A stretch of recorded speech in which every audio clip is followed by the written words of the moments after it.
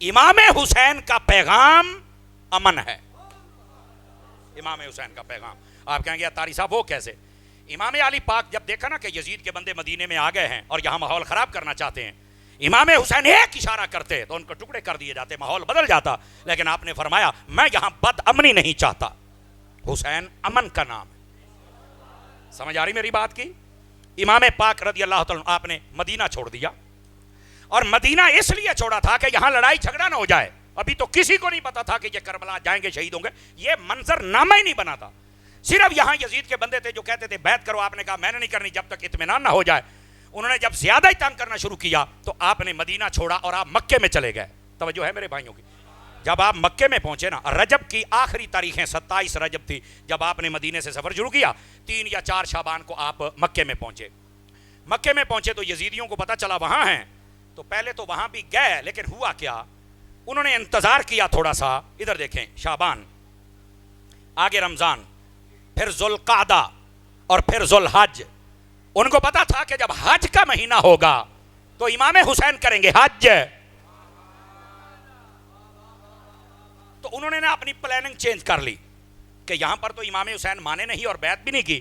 مکے میں تھوڑا ٹائم دو ان کو، حج کے رش میں ہم امام حسین کو مار ڈالیں گے، قتل کر دیں گے. سوچئے ذرا یزید اور اس کے کرندے کہاں تک پہنچے. اب ہوا کیا، توجہ میری طرف.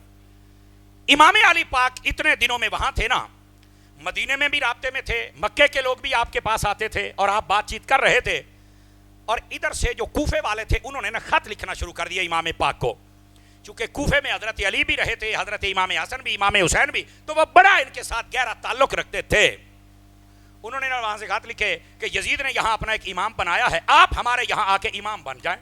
ہم اس کے امام کے پیچھے نماز نہیں پڑھنا چاہتے، آپ ہمارے امام بنیں. امام حسین کو 150 خط بھی آ گئے. یہ اس تقریباً 3 مہینوں کے اندر یہ سارا پروسیجر چلتا رہا. امام پاک کو پتا چلا کہ یہ یزیدی مجھے حج کے رش میں مار دیں گے. امام پاک نے حج سے 1 دن پہلے، یعنی جس دن حج کا احرام باندھنا ہے نا 8 کو، آپ نے 7 کو مکہ چھوڑ دیا. کیوں چھوڑا؟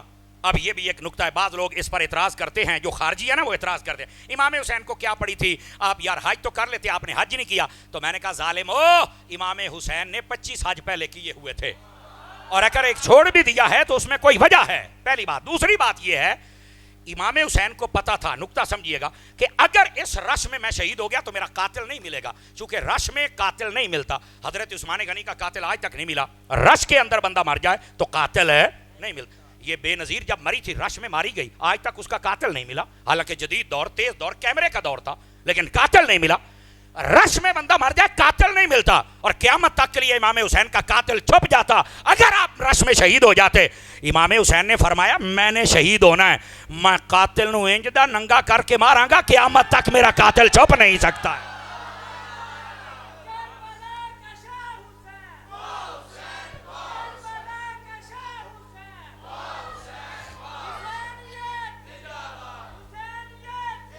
حضرات آپ سمجھ آئیے، آپ سبھی حضرات کو، امام علی رش میں شہید ہو گیا، میرا تو قاتل چھپ جائے گا. تو فرمایا لوگ تو قیامت تک ڈھونڈتے رہے. نہ فرمایا میں قاتل اور قاتلوں کے سہولت کار ان سب کو ایسا واضح کروں گا کوئی چھپ نہیں سکے گا. تو آپ نے حج چھوڑ دیا اور آپ وہاں سے کربلا کی جانب چل پڑے. لیکن رکنا کربلا کی جانب نہیں، کوفہ کی جانب. اور یہاں پر بھی ایک نکتہ ہے، اور وہ نکتہ پتہ کیا ہے؟ یہ 3 مہینوں کے اندر صحابہ کرام جتنے موجود تھے، چونکہ 50 سالوں کے بعد نبی پاک کے پردہ کرنے کے یہ واقعہ پیش آیا، اکثر صحابہ کرام پردہ کر چکے تھے. جو موجود تھے وہ بہت کم تھے، اور جتنے تھے وہ سارے پوری دنیا میں پھیلے ہوئے تھے، قریب نہیں تھے، قریب تو بہت تھوڑے تھے. اور جتنے تھے ان سب نے امام حسین کو روکا کہ آپ نہ جائیں، یہ کوفی بے وفا لوگ ہیں، آپ کے نعرے ضرور لگاتے ہیں پر ہیں جھوٹے. یہ مطلب جھوٹے نعرے نہیں حسینیت دلانے چاہیے. یہی میں آپ کو سمجھا رہا ہوں، نعرے لانے تو سچے لا. سمجھ آ رہی ہے؟ جھوٹے حسینی نہ بنو، سچے حسینی بنو. وہ کوفی ہیں جو جھوٹے حسینی، جب امام پاک گئے تو وفا نہ کر سکے. لیکن اب ہوا کیا، غور سے سننے والی بات ہے میرے عزیز. امام پاک نے صحابہ کرام سے مشورہ کیا، ٹھیک ہے اگر تو مجھے نہیں جانے دیتے تو کیا کرنا چاہیے؟ تو صحابہ نے کہا آپ نا وہاں بندہ بھیج کے کوئی حالات معلوم کروائیں، آیا کہ وہ صحیح کہہ رہے ہیں یا نہیں. آپ نے حضرت مسلم بن عقیل کو بھیجا. اور آپ کو پتا ہے مسلم بن عقیل پتا کون ہے؟ یہ حضرت علی المرتضیٰ شیر خدا رضی اللہ تعالیٰ عنہ آپ کے بھائی کے بیٹے ہیں. یعنی امام حسین کے چچا کے بیٹے حضرت امام مسلم بن عقیل. تو آپ نے اپنے قریبی بندہ, اپنے گھر کا بندہ اور اہل بیت کا بندہ بھیجا. وہ گیا کوفے میں, تو کوفے والوں نے پہلے دن ہی 18,000 بندوں نے بیعت کی, دوسرے دن 40,000 بندے ہو گئے. آپ نے خط لکھ دیا کہ جناب آپ آ جائیں, یہ تو بندے واقعی آپ کو امام بنانا چاہتے ہیں تو آپ آ جائیں. یہاں پر نہ اقتدار کی جنگ تھی, نہ آپ جنگ کے لیے گئے تھے, انہیں امامت واسطے سدیا سی, اینی گل سی. یہاں جی امام پاک تو دین بچانے گئے تو صحابہ کیوں نہیں گئے؟ اور میں نے کہا گئے تھے امامت کے لیے, امام واسطے سدیا سی, لیکن وہ مقتدی 2 نمبر نکلے کہ جدو یزید نے لالچ دیتا تھے یزید دے نال ہو گئے. حسینی وہ تھے جو مدینے میں بھی حسین کے ساتھ تھے, مکے میں بھی حسین کے ساتھ تھے, اور کربلا میں بھی حسین کے ساتھ کھڑے رہے. سمجھ آ رہی میری بات کی؟ امامت کے لیے بلایا تھا. یہاں اقتدار کی جنگ ہی نہیں ہے, کیسے آپ توقع کر سکتے امام حسین اقتدار کی جنگ لڑیں گے؟ اور جنگ کے اندر بندہ 6 ماہ کے بچے لے کے جاتا ہے, جنگ کے اندر بندہ عورتوں کو لے کے جاتا ہے. امام جنگ کرنے نہیں گئے تھے, انہوں نے امامت کے لیے بلایا تھا. امام پاک نے جب اپنا بندہ بھیجا تو اس نے وہاں پر خط لکھ دیا کہ آپ آ جائیں. ادھر سے یزید کو پتا چلا تو اس نے وہاں کا گورنر بدل دیا, ابن زیاد کو بنا دیا. اس نے بڑے بڑے جتنے لوگ تھے سب کو قید کیا, کہنا میں تمہیں قتل کر دینا, نہیں تو سارے مسلم بن عقیل کی بیعت توڑ دو. ان سب نے توڑ دی. یہ تھے جھوٹے. مزہ آ جاتا نا, کہتے جو مرضی کر لا, ہم آل رسول کو نہیں چھوڑ سکتے. لیکن جھوٹے نکلے, 2 نمبر نکلے, بے وفا نکلے. بے وفا نہ حسین نہیں بنی, با وفا بننا ہے. سمجھ آ رہی میری بات کی؟ اب ہوا کیا, انہوں نے جب خط لکھ دیا, پیچھے سے حضرت مسلم بن عقیل ان کو شہید کر دیا گیا. واقعہ لمبا ہے, میں صرف آپ کو صورت مسئلہ سمجھا رہا ہوں. آپ جب شہید ہو گئے, ادھر سے حضرت امام علی پاک میں نکل پڑے. حضرت امام مسلم بن عقیل کا خط حضرت امام حسین کو مل گیا. آپ نے پڑھا کہ بھائی جان آپ یہاں پر آ جائیں, یہ بندے بالکل 40,000 بندوں نے آپ کی بیعت کر لی, آپ تشریف لے آئیں. توجہ میری طرف رہیے. امام حسین نے اپنے گھر کا بندہ کیوں بھیجا تھا؟ یہ نکتہ ہے. کوئی اور بندہ کیوں نہیں بھیجا؟ جواب سنیے گا.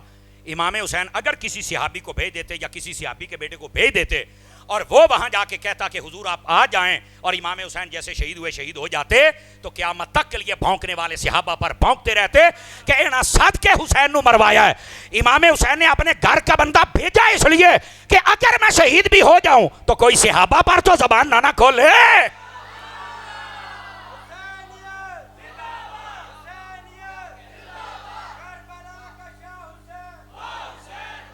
اب سمجھ آئی ہے؟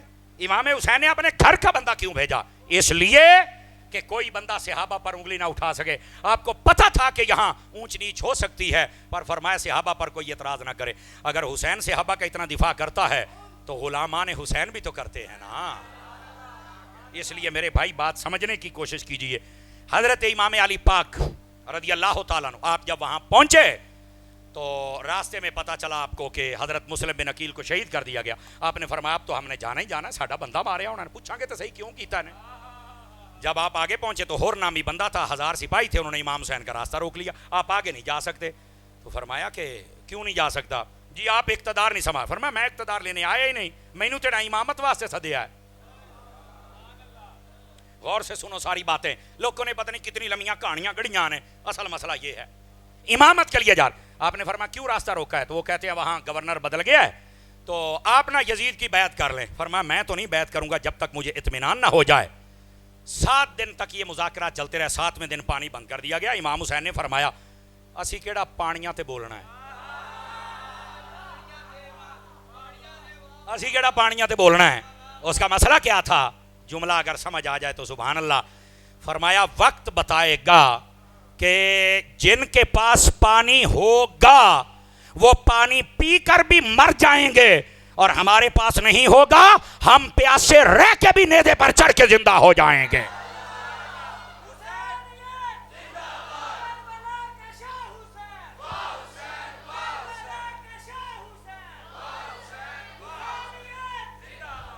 ہن بات سمجھ, اب بات سمجھ آئی آپ سبھی حضرات کو کہ کوئی نہیں آئی؟ میرے بھائی یہ حقائق کربلا ہیں جن کو سمجھنا ضروری ہے. اور میں اسی بات پر اپنی بات کو کلوز کر رہا ہوں.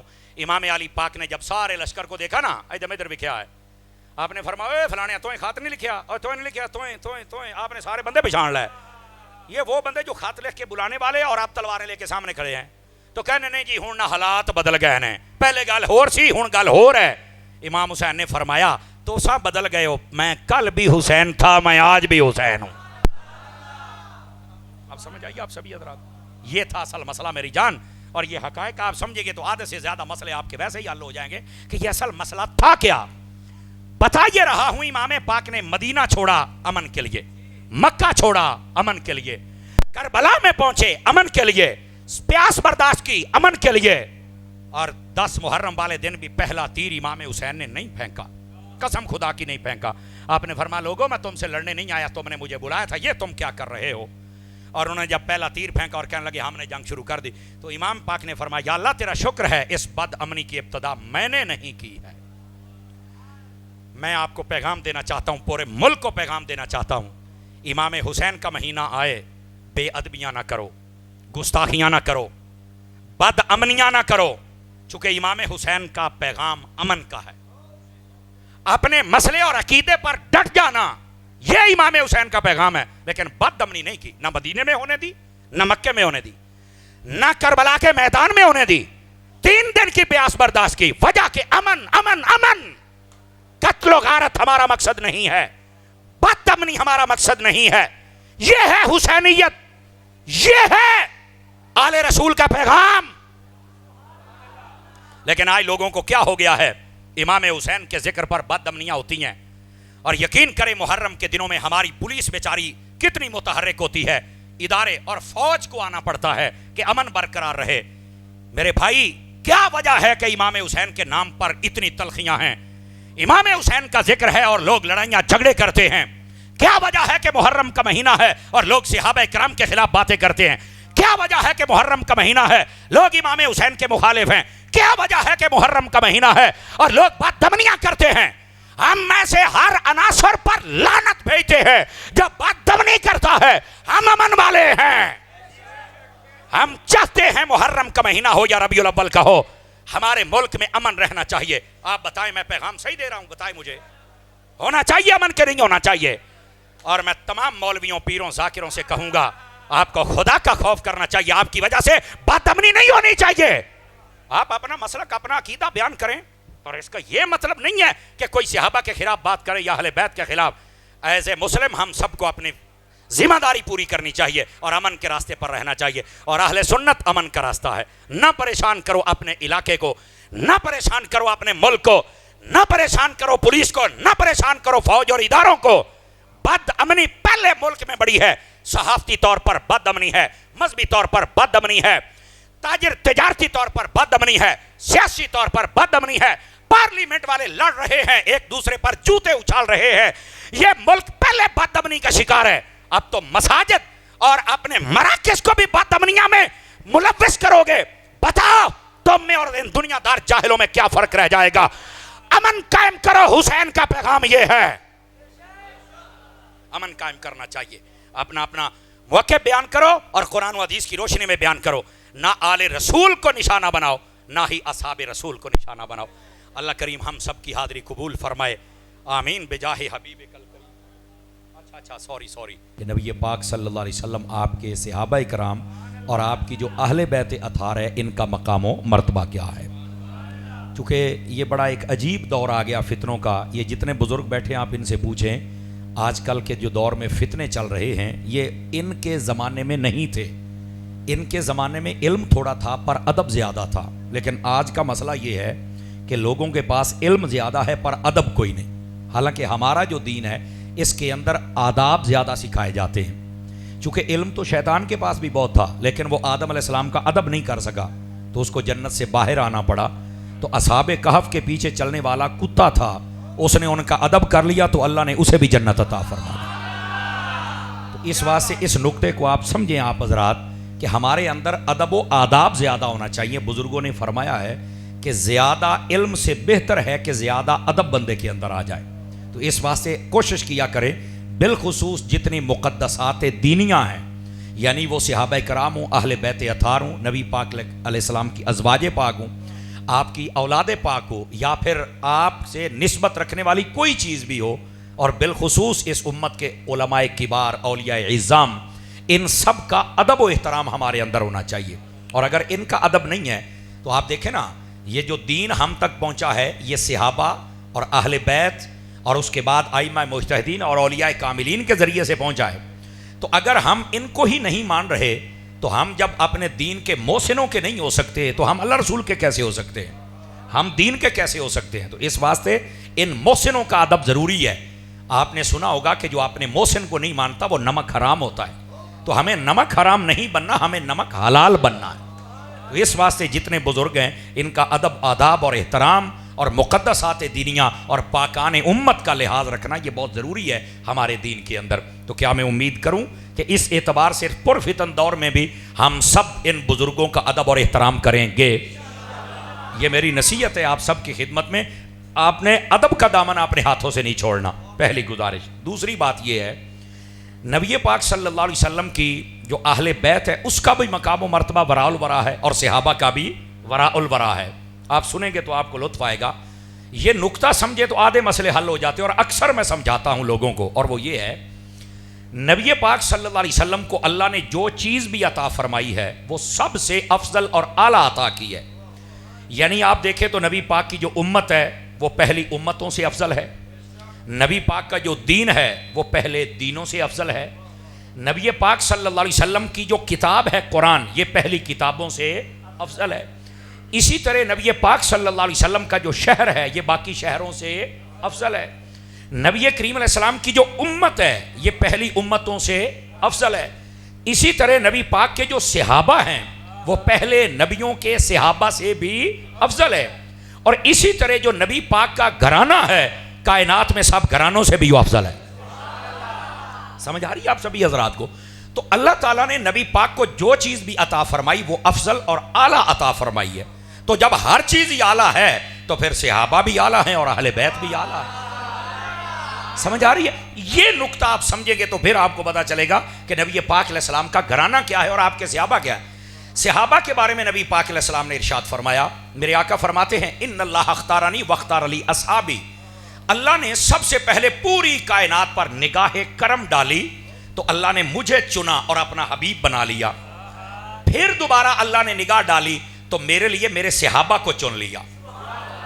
یہ دیکھو صحابہ کرام کا انتخاب یہ میرے رب نے کیا ہے. اچھا, جب نبی پاک نے اپنے گھرانے کی بات کی تو آپ یہ صحیح ستہ پڑھ لیں, اس کے اندر حدیث موجود ہے. نبی پاک صلی اللہ علیہ وسلم ارشاد فرماتے ہیں اللہ رب العزت نے اس کائنات کے بہترین گھرانے, بہترین قبیلے, بہترین زمانے اور بہترین لوگوں میں محمد کو رکھا ہے. سمجھ آ رہی ہے حضرات؟ صحابہ ہیں تو وہ بھی اعلیٰ ہیں اور آپ کا گھرانہ ہے تو وہ بھی اعلیٰ ہے. یہ یاد رکھیں, نبی پاک علیہ السلام کو اللہ نے جو چیز بھی عطا فرمائی وہ افضل و اعلیٰ ہے. تو اس واسطے ہم سب کا حق بنتا ہے ہم نبی کریم علیہ السلام کے صحابہ کی بھی عزت کریں اور نبی پاک علیہ السلام کی اہل بیت کی بھی عزت کریں. اچھا, اگر یہ نقطہ بھی سمجھ آ گیا تو تھوڑا سا آگے چلے تاکہ میں بات کو مزید کھولوں آپ کے سامنے.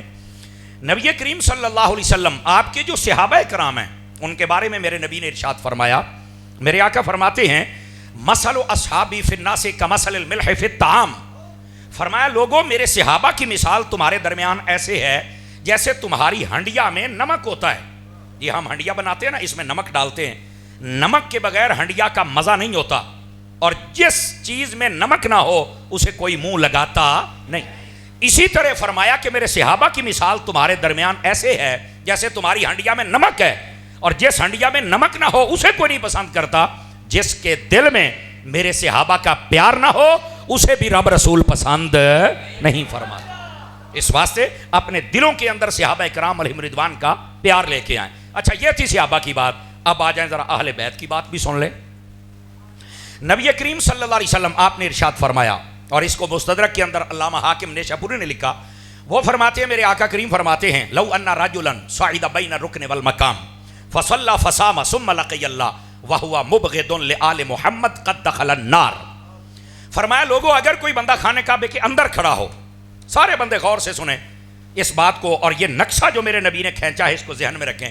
فرمایا اگر کوئی بندہ خانہ کعبے کے اندر کھڑا ہو اور وہاں باوضو ہو اور نماز نہیں پڑھ رہا ہو, اور فرمایا کہ روزہ رکھا ہوا ہو, ایک طرف حجر اسود ایک طرف مقام ابراہیم یعنی جہاں کعبے کا دروازہ آتا ہے وہاں کھڑا ہو, فرمایا وہیں کھڑے ہو کے مر جائے تو فوراً یہ نہیں کہہ دینا کہ بندہ جنتی ہے کعبے سے مر گیا ہے. فرمایا یہ دیکھنا ہے کہ اس کے دل میں میری آل کا پیار ہے یا نہیں ہے.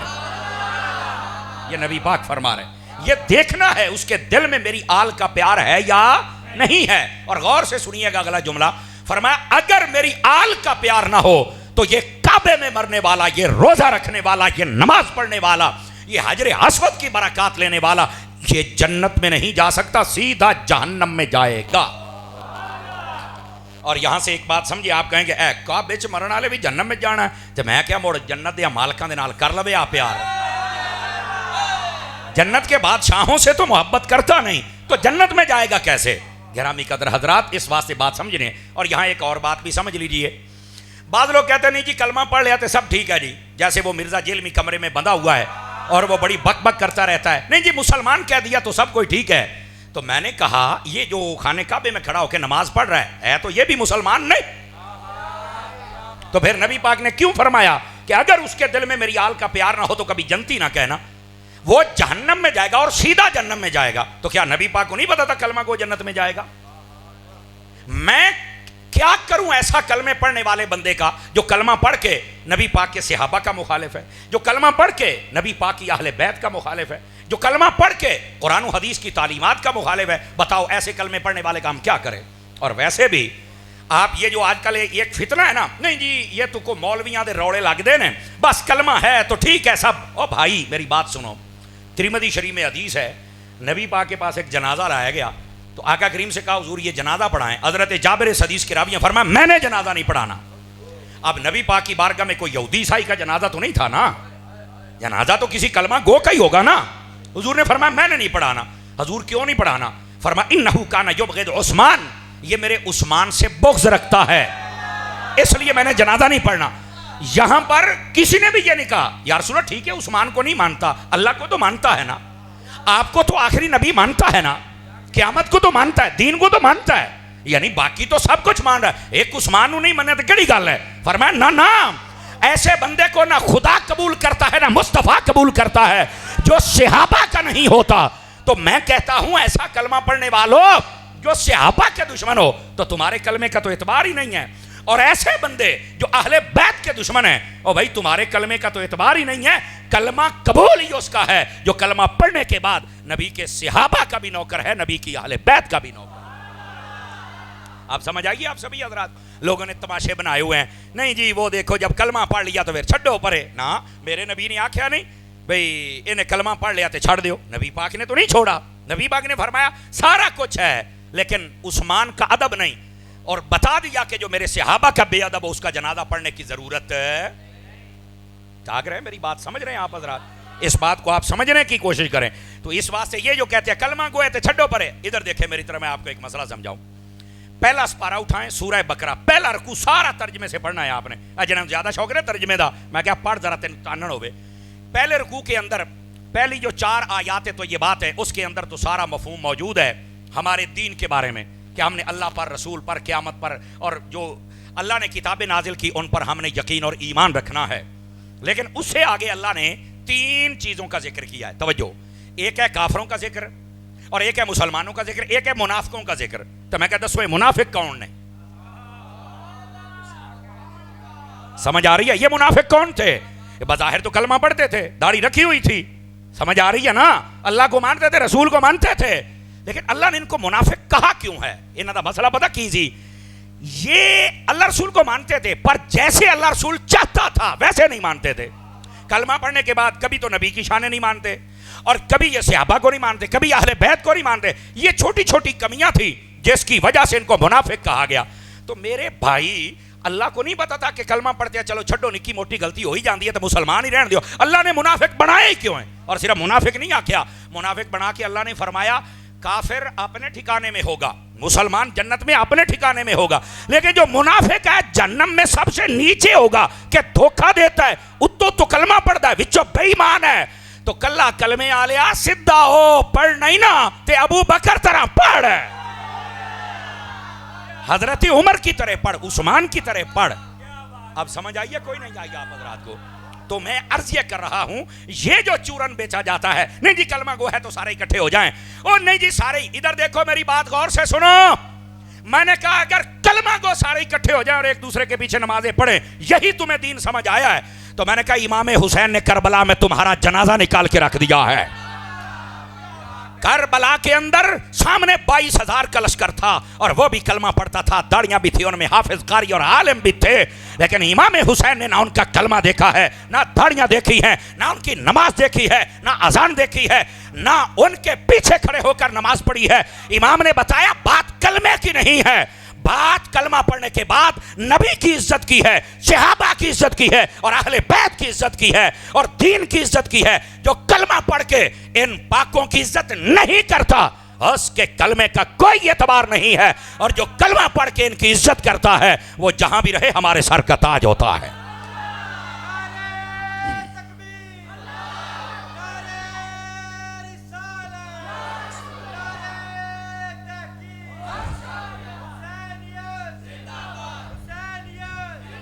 بیٹھ جائیں یہ پلیز پلیز, میں نے روکا تقریر کے دوران نہیں, ناراض نہ, بیٹھ جائیں تقریر کے دوران نہیں. اگر کوئی زیادہ دل کر دیتے تھے رکھی جاؤ چپ کر کے, سٹنے نہیں, یہ میں اجازت نہیں دوں گا آپ کو. ہاں بعد میں نعت پڑھوں گا تو وہاں اپنا رانجھا راضی کر لو, مینوں پتا تسی بنائی بیٹھے ہو ڈھیر سارے پیسے, مڑ تو بعد کر لینے انشاءاللہ, ٹینشن نہ لو تسی, بولو نا یار سبحان اللہ. ہاں تو جو میں بات سمجھا رہا ہوں آپ کو سمجھ آ رہی ہے؟ اوے مینوں دسو نا سنگیو سمجھ آؤندی پئی ہے؟ تو میں عرض یہ کر رہا ہوں تقریر کا مقصد یہ ہوتا ہے کہ آپ کو سمجھے تو صحیح نا. تو اب یہ جو کہتے ہیں کلمہ ہے تو بس سارے اکٹھے ہو جاؤ, ایک دوسرے پیچھے نمازاں پڑھ لو, جیسے یہ مرزا جیل میں کہتا ہے. تو میں کہا امام حسین نے پیچھے نماز کیوں نہیں پڑھی؟ کیا خیال ہے؟ تو میں یہ عرض کر رہا ہوں کہ ہمیں سمجھنا چاہیے کہ اصل حقائق کیا ہیں. اور ویسے بھی میں آپ کو بتا دوں, یہ مرزا جلمی کے بارے میں اس نے مجھے کہا ہے کہ تھوڑا وہ لوگ اس کے ہیں تو ان کو تھوڑا, ورنہ میں تو نہ ہی نہیں لیندہ, چونکہ ہوں فوت ہو گیا ہے تے او دی قبر بھی نہیں لبدی پئی, تے میرا لکھ لو گل لبنی بھی نہیں.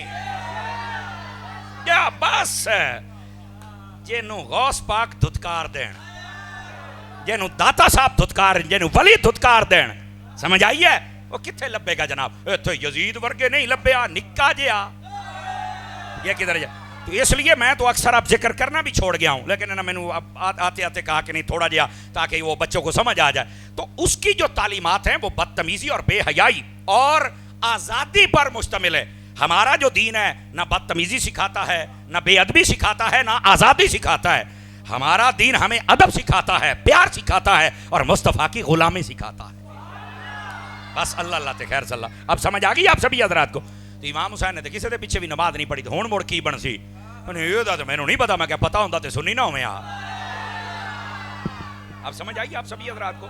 تو آپ فکر مند نہ رہا کریں کہ ہمارے سوال کا جواب نہیں آتا. میں نے کہا سوال کرنے والا پاگل ہے, آپ سوال کریں, جواب آپ کو ملے گا اللہ کی رحمت سے. اور پھر اگلی بات بھی توجہ طلب, تھکے تو نہیں ہیں آپ حضرات؟ پتر تصویریں بعد ویکھنا, جلدی کر لا, میرے ال توجہ کر لا ہوں ہیں. ہاں ہوں ذرا اگلی بات بھی سنے آ جائے. نبی پاک صلی اللہ علیہ وسلم کے صحابہ اور اہل بیت, ایک ایک حدیث میں نے سنائی, اور اس کے بعد آپ کو یہ بتلایا کہ ہمارا جو دین ہے اس کے اندر اصل صرف کلمہ پڑھنا نہیں, کلمہ پڑھنے کے بعد ادب و آداب اور پاکان امت کا لحاظ ضروری ہے, ورنہ میرے نبی نے تو ساری باتیں واضح فرما دی ہوئی ہیں. اب آ جائیے ذرا اگلی بات. گرامی قدر حضرات, یہ جو واقعہ کربلا ہے یہ کب پیش آیا اور کیوں پیش آیا, یہ سوال ہے, اس کا جواب سنیے. نبی پاک صلی اللہ علیہ وسلم کے پردہ کرنے کے 50 سالوں کے بعد یہ واقعہ پیش آیا. کتنے سالوں کے بعد؟ یہ جب آپ ایسی باتیں سنیں گے نا تو آپ کا ذہن کھلے گا کہ اصل مسئلہ یہ ہوا کب تھا. اور وجہ یہ تھی, اس وقت ایک ایسا حکمران آیا تھا جس کا نام تھا یزید. ٹھیک ہے, یہ اس حکمرانی میں اپنی من مرضیاں کرنا چاہتا تھا. تو امام حسین رضی اللہ تعالیٰ عنہ آپ نے فرمایا کہ بھائی اپنی من مرضیاں نہیں, ہمیں پتہ چلا تیرا کردار ٹھیک نہیں ہے, تو اپنی من مرضیاں کرتا ہے. اور ان کے ساتھ حضرت عبداللہ بن عباس تھے, عبداللہ بن زبیر تھے, عبداللہ بن عمر تھے, سمجھ آ رہی, اور عبداللہ بن زبیر بھی تھے. یاد رکھیے یہ سارے اکٹھے تھے. ان سب نے کہا, یہ اس وقت مقتدر اور بڑے اور وہ لوگ تھے جن کی طرف سارے لوگ توجہ کرتے تھے. انہوں نے کہا کہ ہم تیری بیعت تب تک نہیں کریں گے جب تک تو اپنے آپ کو درست نہیں کرے گا, اپنے آپ کو صحیح نہیں کرے گا, کیونکہ تیرے جیسے اگر نااہل لوگ حکمران بن گئے تو پھر یہ سارا نظام بگڑ جائے گا. اب میں یہاں پر ایک بات کہنے لگا ہوں, ہر سنی بندہ توجہ کرے. اگر آپ کا مزاج ہو تو بولیں, ورنہ کوئی مسئلہ نہیں, مسئلہ میں حق بیان کر کے جاؤں گا. سارے مسلک جتنے دنیا میں پائے جاتے ہیں بالخصوص جو مسلمان کہلانے والے، یہ سارے کے سارے کہتے ہیں امام حسین نے یزید کے ہاتھ میں ہاتھ دے کر بیعت نہیں کی، امام حسین نے بیعت نہیں کی، کیوں کہ وہ گندا تھا۔ میں نے کہا یہ بیان کرو، قوم کو بتاؤ، لیکن میں ایک بات یہاں پہ بتا دوں، جس امام حسین نے یزید کے ہاتھ میں ہاتھ نہیں نہ دیا، بیعت نہیں کی، اور یہ دلیل ہے کہ وہ یزید گندا تھا اس لیے امام حسین نے بیعت نہیں کی، اسی امام حسین نے اور اسی امام حسن نے حضرت امیر معاویہ کے ہاتھ میں ہاتھ دے کر بیعت کی تھی، اور یہ بیعت 20 سال تک چلتی رہی۔ یعنی اگر امام حسین یزید کی بیعت نہ کریں تو اس بات کی دلیل ہے کہ یزید گندا ہے۔ تو میں نے کہا اگر حلالی خون ہے تو یہ بھی بتاؤ کہ امام حسن و حسین نے جب امیر معاویہ کی بیعت کی تھی اور 20 سال یہ صلح چلتی رہی تو امیر معاویہ اچھا تھا اس لیے بیعت بھی کی اور صلح بھی چلتی رہی ہے۔ اور یہی اہل سنت کا موقف ہے۔ ہم کہتے ہیں جن کے ہاتھوں میں انہوں نے ہاتھ نہیں دیا وہ یزید گندا ہے، اس کو کوئی اچھا نہ کہے، اس یزید کی کوئی طرفداری نہ کرے، لیکن جن کے ہاتھوں میں ہاتھ دے کے انہوں نے بیعت کر لی تھی اور یہ 20 سال بیعت چلی، ایک دوسرے کے ساتھ ادب و احترام پیار محبت سے پیش آتے، حضرت امیر معاویہ ان کو نذرانے دیتے اور یہ وصول کرتے تھے، اور جب بھی حضرت امیر معاویہ کے پاس حضرت امام حسن آتے تو آپ جگہ سے اٹھ کے کھڑے ہو جاتے اور اپنی جگہ پر حضرت امام حسن کو بٹھاتے۔ لوگوں نے پوچھا آپ ان کو کیوں بٹھاتے ہیں؟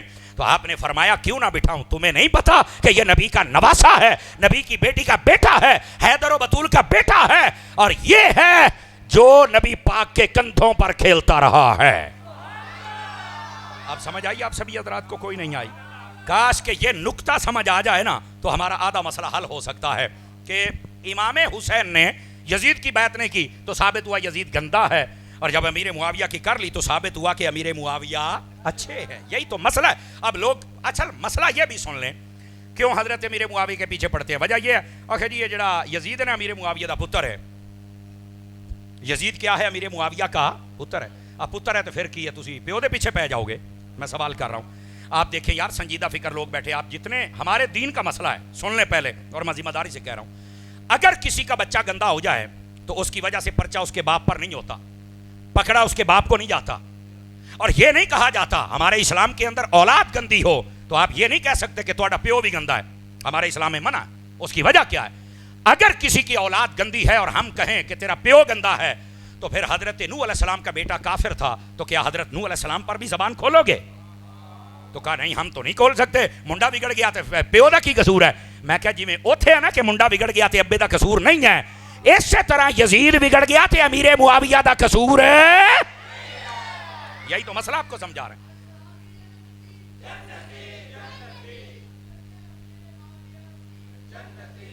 اور اس بات کو سمجھے آپ سبھی حضرات، جب اولاد گندی ہو جائے ہمارے اسلام میں اس اولاد کی وجہ سے باپ کو برا کہنے کی اجازت نہیں ہے۔ آج بھی اگر کوئی بندہ اگر غلطی کرتا ہے تو آپ اس کے باپ کو گالیاں نہیں دے سکتے، اور ہمارا قانون بھی ہے اس کے باپ پر پرچہ نہیں ہو سکتا۔ کیوں بھائی؟ وہ اپنے فعل دا اپنے عمل دا خود ذمہ دار ہے، یہ پیو دا کیا قصور ہے؟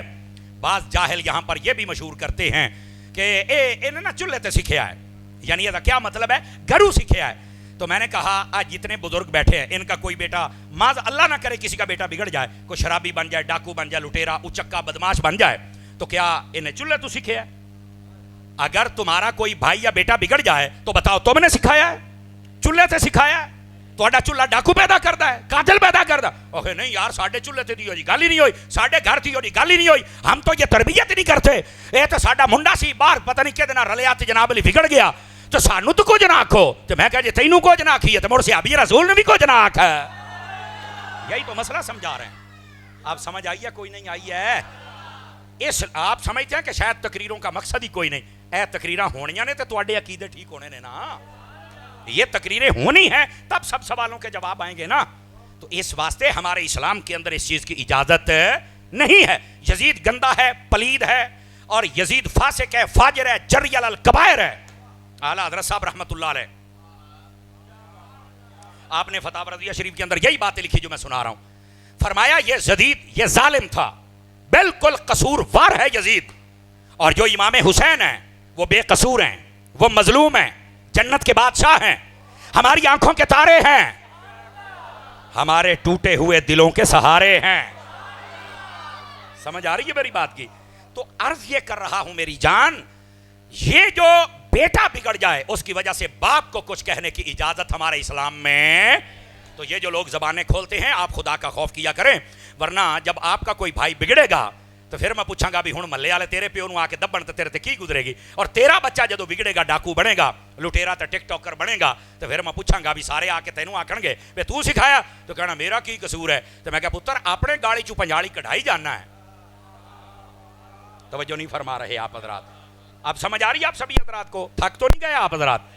اور اگر نہیں تھکے تو اس مسئلے کو سمجھو، یہ آپ کے ایمان اور عقیدے کی حفاظت کے لیے بڑا ضروری ہوتا ہے، اس لیے ہم ان مسائل کو ڈسکس کرتے ہیں. اب آ جائیے ذرا اگلی بات. یہ جو یزید تخت نشین ہوا، اب سنیے میری بات. حضرت امیر معاویہ کا انتقال ہوا، یزید تخت نشین ہوا، اور اس نے کہا سارے میری بیعت کرو.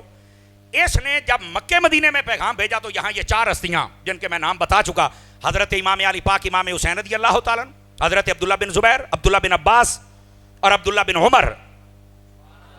سمجھ آ رہی میری بات کی؟ یہ جو صحابہ کرام علیہم رضوان تھے، انہوں نے کہا کہ ہم جب تک تو صحیح نہ ہو جائے تیرے ہاتھ میں ہاتھ دے کر بیعت نہیں کریں گے.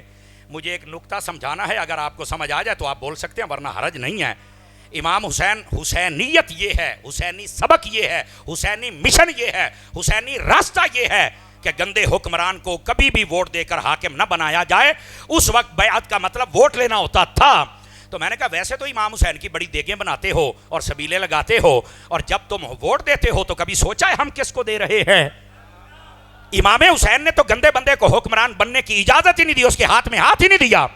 تو آپ کیسے حسینی ہیں؟ جب آپ انتخاب کرتے ہیں تو کبھی سوچا ہے ہم کیسے بندے کو حاکم بنا رہے ہیں؟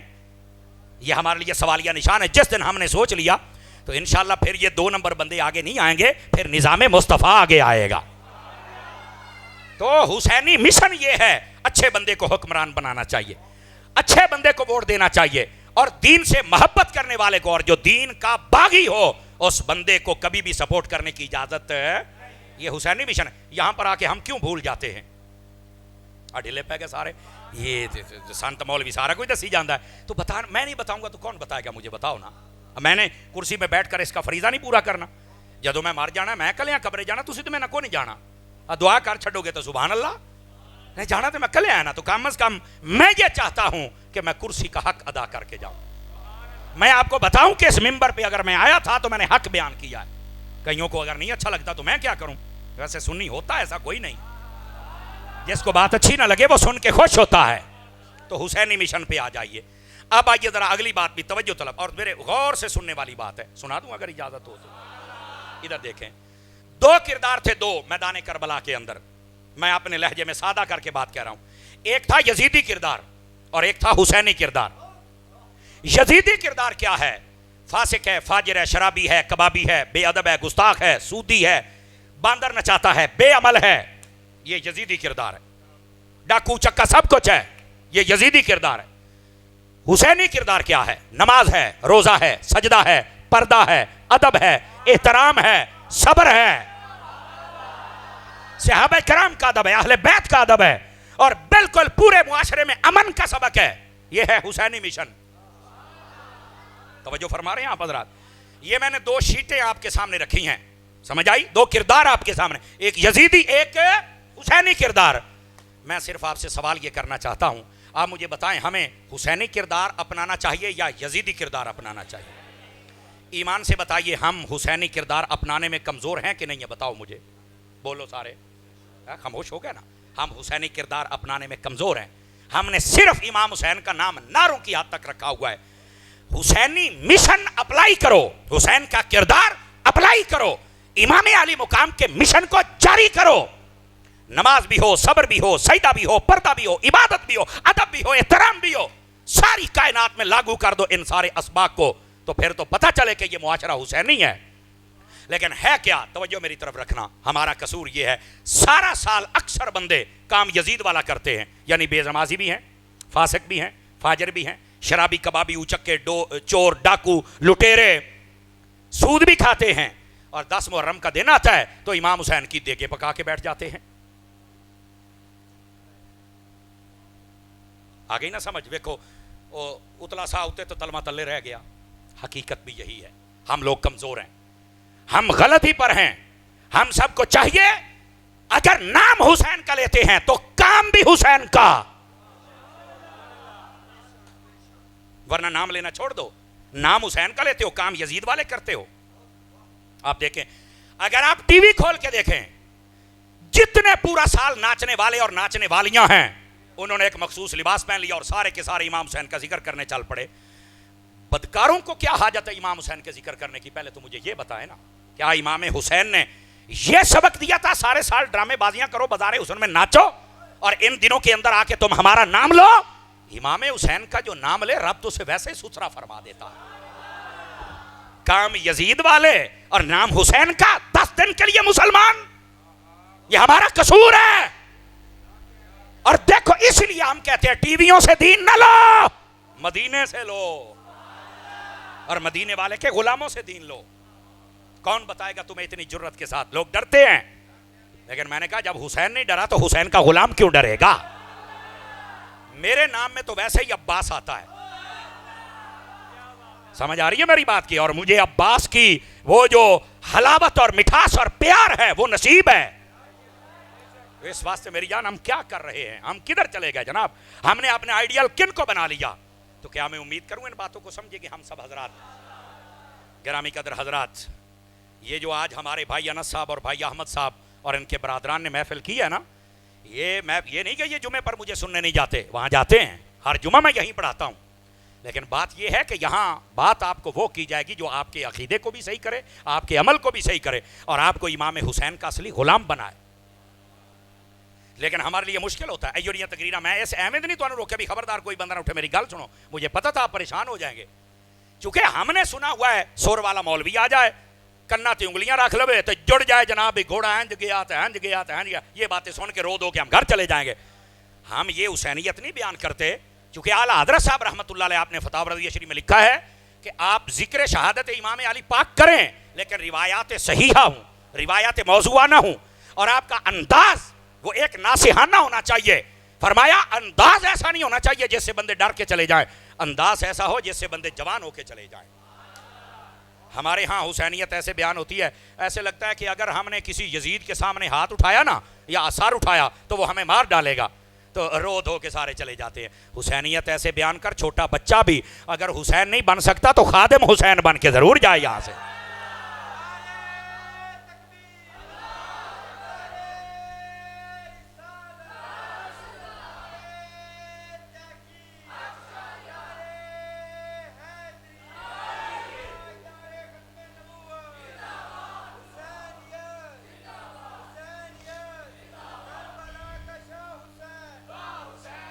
توجہ ہے میرے حضرات کی کہ کوئی نہیں ہے؟